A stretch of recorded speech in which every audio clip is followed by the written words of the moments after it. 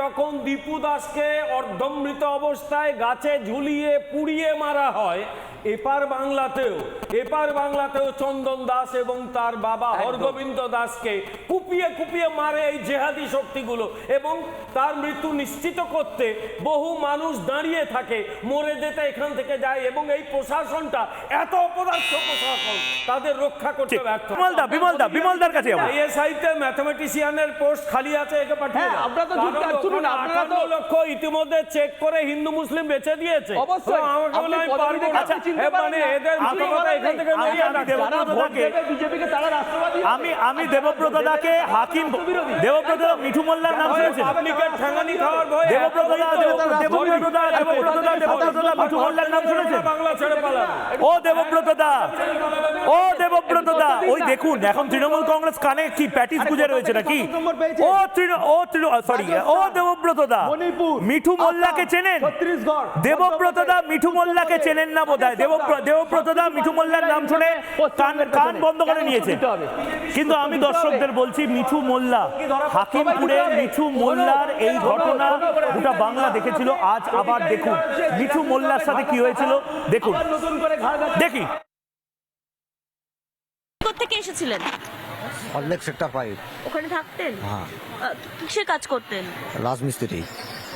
রাজমিস্ত্রি মানে কলকাতাতেই থাকতেন নাকি বাইরে বাইরেও যেতে হতো? দিল্লি, কেরালা? কলকাতাতেই। কতদিন ছিলেন ওখানে 8 বছর। 8 বছর। কোন রাস্তা থেকে এসেছিলেন? বাংলাদেশ। না, এসেছিলেন কোন রাস্তা থেকে? বাংলাদেশে কোথায় বাড়ি? কোথায়? ধামাখালি থেকে এসেছিলাম।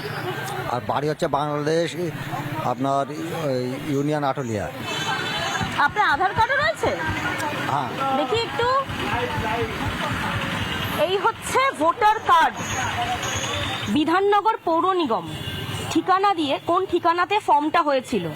195 পোলেনাইট উত্তরপাড়া, বিধাননগর পৌর নিগম, ইলেকট্রনিক্স কমপ্লেক্স, উত্তর 24 পরগনা। আপনার এটা ভারতের ডকুমেন্টস। আর হ্যাঁ, এটা হচ্ছে ভারতের ওনার ভোটার আইডি কার্ড।